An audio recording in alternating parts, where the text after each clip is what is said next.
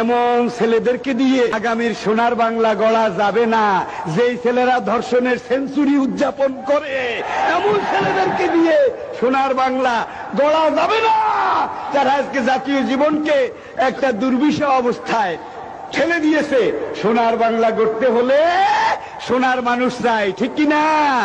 আর সোনার মানুষ বানাবার মেশিনারি এই একটা, আর এটারই প্র্যাকটিক্যাল রূপ। লাকাদ কানা লাকুম ফি রাসূলিল্লাহি উসওয়াতুন হাসানা। ইসলাম সে তো পরশমানিক, তাকে কে পেয়েছে খুঁজি, পরশে তাহার সোনা হলো যারা, তাদেরই আমরা বুঝি।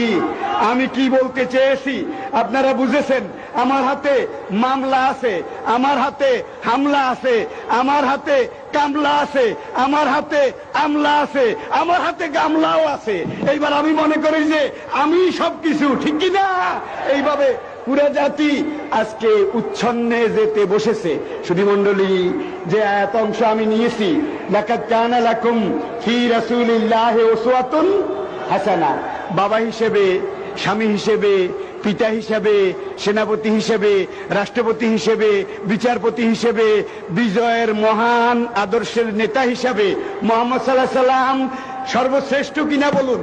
এনসাইক্লোপিডিয়া ব্রিটানিকা বলছে